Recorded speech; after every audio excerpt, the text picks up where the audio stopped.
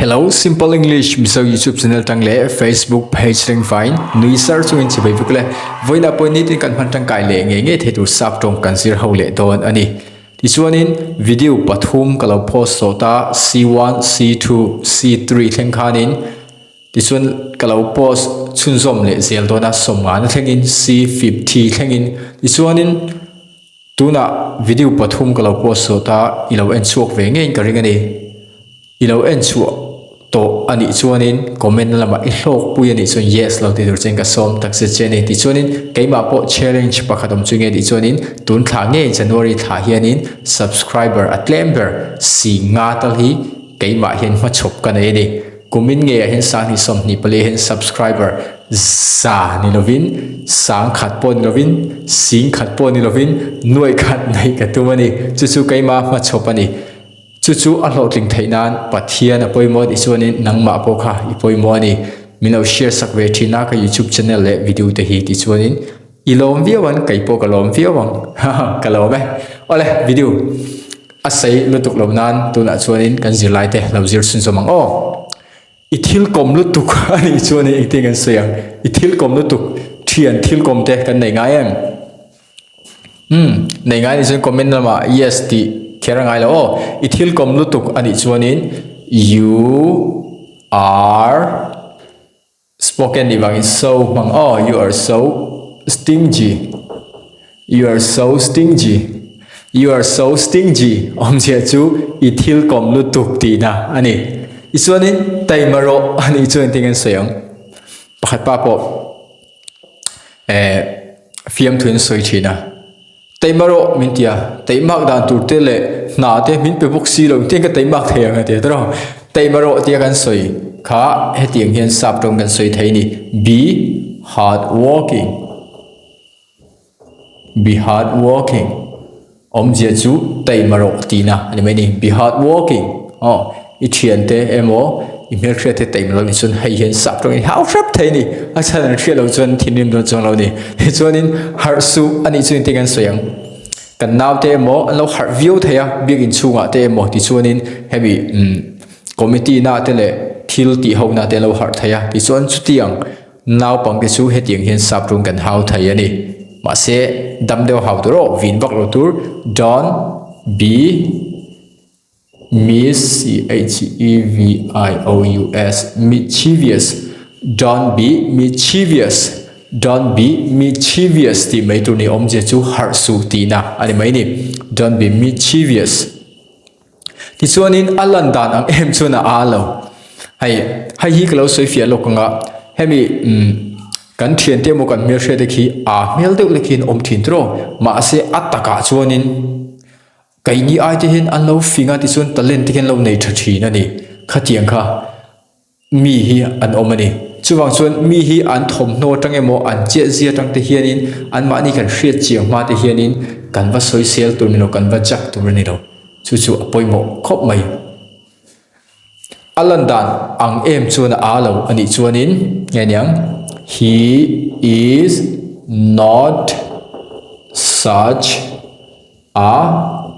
fool as he looks. He is not such a fool as he looks. Ti mai turni a melviawa athom no hak dan tele a in chei dan vel de por ma se ataka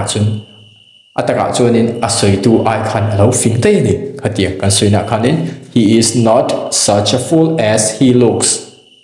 Chuanin ithil kom lu tu kan I chuanin you are so stingy idro taimaro ani chuan be hard working harsu ani chuanin don't be mischievous alandan ang em chuan alo ani chuan he is not such a fool as he looks mizo phat lo se chino kan hlia chin anem ithil kom lu tu kan I chuanin you nyanyang you are very so stingy kan bang thai ni taimaro ni chuanin okay thalutu ni chuan harsu ani chuanin an sei thave alandan ang em chuan alo ani chuan tinge soyang say thal tu ta hian in pronunciation he like a soitin hi hay chu thuk sei tu ro full vati tur ani ichon hay poi looks ichon hay hi mischievous kan soirang ni chon mischievous ti mai tur ani hay po hi hard working hay hi stingy ti mai tur ani pronunciation po har hlom lo tro hay lo en non thin ro khana tanga pali na thlek po hi lo en non thi tur jinga som che ni zir chun somang o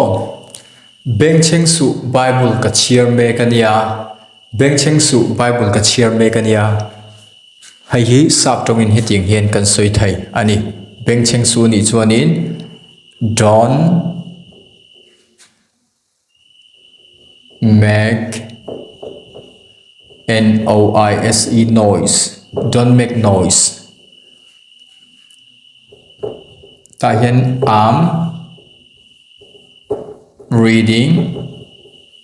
I'm reading ta hian siang mai I'm reading the Bible don't make noise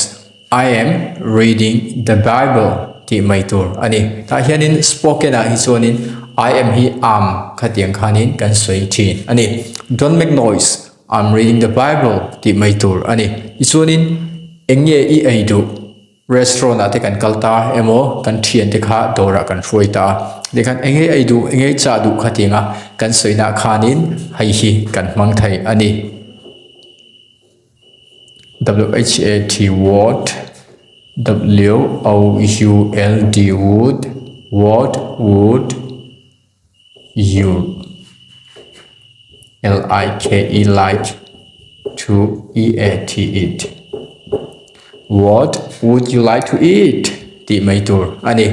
ichuanin ka hmai za lutuk che ka kalangai ani chuanin ka hmai za che ani chun I fan you ani lo I fan you ni lo ka hmai za lutuk che ti hi tak chun sap tung hianin sap ho hianin hmai za hai mi kan va hmai za lutuk ang chi khatianga hmai za ti tong kam hi an nei lo ma se khatiang bo ruak le khatiang din huna an soi na an man thin chu hai hi an man thin tam tak zinga pakha chu hai hi ani I am afraid afraid I'm afraid that I have to go I'm afraid that I have to go ithiam pa ne lo in bilak lo ta ma se dar ko khan ikal ngai ta hum pa ta khanin chuwang chuanin in biak lak lo lai kha ipot chaka thiam pa I'm afraid that I have to go omjia chu ka hmai zal tu che ma se ka kalangai emo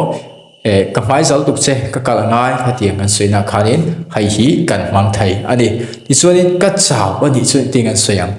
ka chaw ani chuanin simple deng heting hin kan soi thai ni I am tired I am tired ti tur ani rithiam em beng cheng su Bible ka chiar me kania ani chuanin don't make noise I am reading the Bible rithiam em chuanin hai hi Bible kan ti thina sap tong a hian Bible ti hi pronunciation ani lawani hai chu mizovin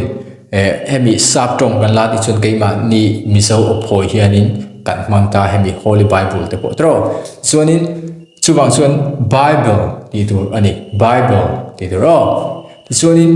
enge I aidu ani chuanin what would you like to eat eta hian would ani la hemi L sound po hi a om tur ani no what would you like to eat ti tur ani chuanin ka hmai za lutuk che ka kalangai ani chuanin I'm afraid that I have to go ti tur ani chuanin ka chaw ani chuanin I am tired ti tur ani rithiam em ole mizo party klo soi chinga sa party na malo soi chin roi manem beng cheng su Bible ka chiar me kania ni chuanin kan hiange no enru palang ni chuanin enge I aidu ani chuanin ai chun enge I indu ni chuanin what would you like to drink ti mai tur ani ichuanin ka hmai za lu tuk che ka kalangai ni chuanin tinga niang sai khanem I'm afraid that I have to go ti mai tur ani ichuanin ka chaw ni chuan hai chu ole mai kan hlia teng sai theng ka ring ani I am tired voina kan zir singa hianin eng sentence nge idu ber ti chuanin nangma ta na sentence thar te ani chuanin mana isoi du mana tanga sap tongai soi du ma se tu na kan zir tanga ilo hriat chu thar te le ti chuanin ilo thiam thar le sentence pakhana ta pariat na thenga idu ber sentence kha khoi takin comment na lo siak tur chen ka som tak se cheni video here top thing en chuawan kalom taksen ni chuan ila subscribe lo ni chen khoi tak milo subscribe sakla ni chuan mamo turngai share thite hina po milo share chur sak tur chen ka som tak se cheni oh kalome next video kan hule donia bye bye